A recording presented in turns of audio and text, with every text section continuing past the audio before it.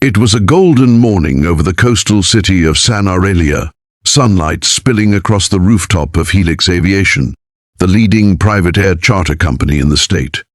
The crowd gathered below shimmered in designer sunglasses and polished shoes. A silver helicopter sat gleaming on the helipad like a beast waiting to wake. Cameras flashed, journalists murmured, and in the center of it all stood Cassandra Vale, 35, sharp, radiant, and every inch the powerhouse CEO. She smirked, turning toward the young man who stood awkwardly beside the machine. "Fly this helicopter, and I'll marry you," she teased into the microphone, drawing laughter from the reporters around her. It was meant to be a joke, a dig at the quiet, underdressed mechanic standing near the chopper's tail rotor. His name was Noah Briggs, 38, single dad, worn-out jacket, calloused hands. He blinked against the glare, unsure how to respond, as the laughter rolled through the crowd like a wave of mockery. But what they didn't know was that behind those tired eyes was a man who used to fly. A man who had once touched the sky before life had slammed him back to earth. Before we go further, if you believe in kindness, redemption, and second chances, take a moment to like, comment, share, and subscribe to Kindness Journal, where true hearts and untold stories rise above the noise. Cassandra's mocking voice echoed, "Come on, Mr. Briggs. Prove you're more than a wrench and oil stains. I'll keep my word if you lift off that pad." The crowd chuckled, the wind tugging at her golden hair. She thought it was harmless fun, just a morale stunt for her employees during the company's charity open house.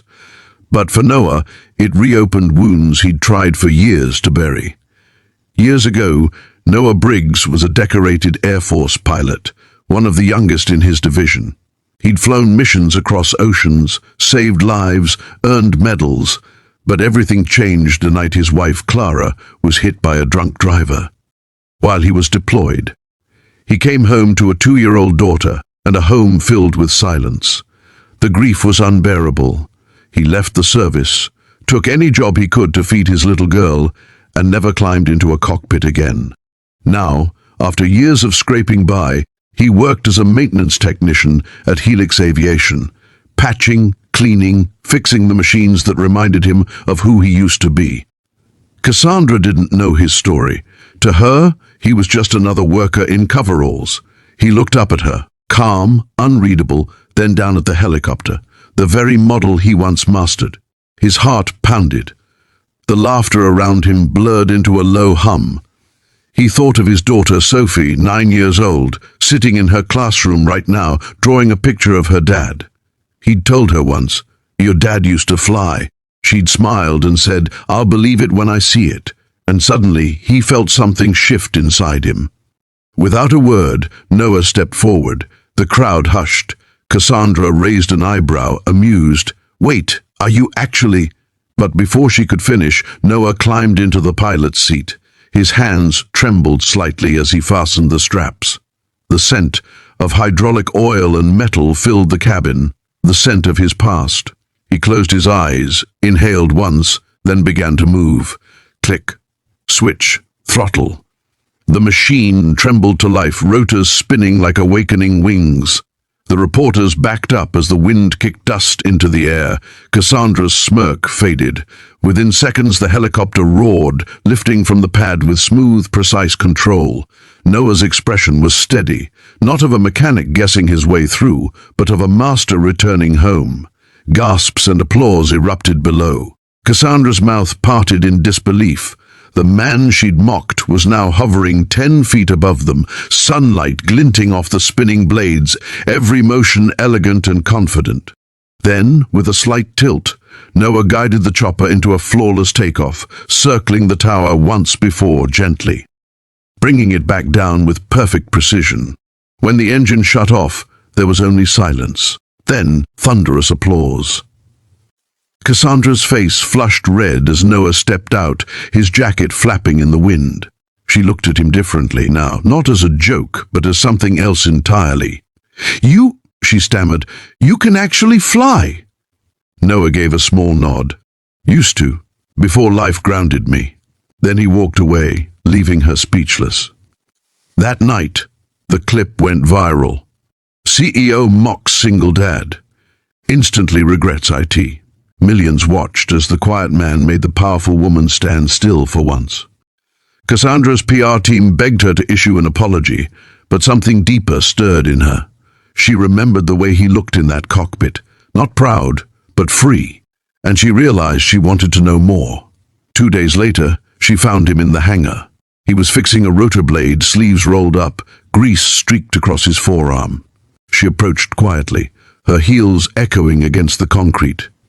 "You made me look like a fool," she said softly. He didn't look up. "That wasn't my goal." "Then what was?" He sighed, tightening a bolt. "To remember who I was, maybe to show my daughter that her dad wasn't just fixing other people's dreams." That hit her harder than she expected. Cassandra had grown up with wealth, but not warmth. Her father was a tycoon, her mother a socialite who measured love in achievements. She'd climbed her way to the top of the aviation industry, but somewhere along the way, she'd lost touch with the people who made her company what it was. She leaned against the helicopter, watching him work. "You were military?" "Air Force," he said, "before my wife passed. I left after that." Cassandra swallowed. "I didn't know, didn't expect you to." That humility, that quiet resilience, unsettled her. For the first time in years, she didn't feel superior. She felt small and somehow drawn to him. Over the next few weeks, she found excuses to visit the hangar. She'd bring coffee, ask about maintenance reports, or just sit nearby pretending to check her tablet. Noah never treated her like a CEO. He spoke to her like a person, which, strangely, she'd missed. She noticed how his hands, though rough, handled machinery with precision and care, the same care he spoke of when he mentioned his daughter Sophie. Cassandra offered to meet Sophie one Saturday when they were testing new aircraft. The girl was shy at first, clutching her dad's hand, but soon she was laughing as Cassandra showed her the cockpit lights. When Sophie squealed, "My daddy can fly better than anyone," Cassandra's heart melted. Something about that small family, their honesty, their warmth, began to change her. The walls she'd built around herself started to crumble. For the first time, she felt what it meant to belong instead of impress. But not everyone approved. The board whispered that she was getting too close to the help. Investors frowned.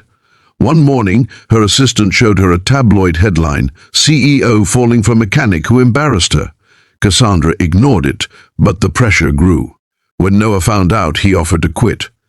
"You've worked too hard for your reputation," he said quietly. "You don't need me in the way." Cassandra stared at him, tears threatening. "Noah, I don't care what people think." He shook his head. "You should. You built this empire. Don't risk it for a man who lost everything." She stepped closer. "Maybe you didn't lose everything. Maybe you just haven't been given a reason to fly again." He looked into her eyes, searching for truth, and found it. Weeks later, Helix Aviation announced a charity air show for children of fallen soldiers. Noah was asked to pilot the lead helicopter, at Cassandra's insistence. When he took off that morning, Sophie and Cassandra stood together in the crowd. The rotors spun, the sky filled with sunlight, and the man who had once lost his wings soared again, higher than he ever thought possible. After the show, as the crowd cheered, Cassandra approached him with a smile. "You know," she said softly, "I made a promise that day." He blinked, confused. She smirked, just like before, but this time her eyes glistened. "I said if you could fly this helicopter, I'd marry you." The crowd laughed, but this time it wasn't mockery. It was joy. Noah's daughter gasped, covering her mouth. "Daddy, she's serious!" Noah smiled faintly, voice trembling. "Are you?" Cassandra nodded, tears breaking through her laughter. "Completely.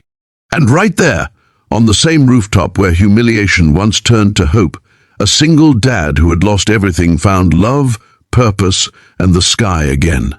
The crowd clapped as the two embraced, Sophie running up to wrap her arms around them both.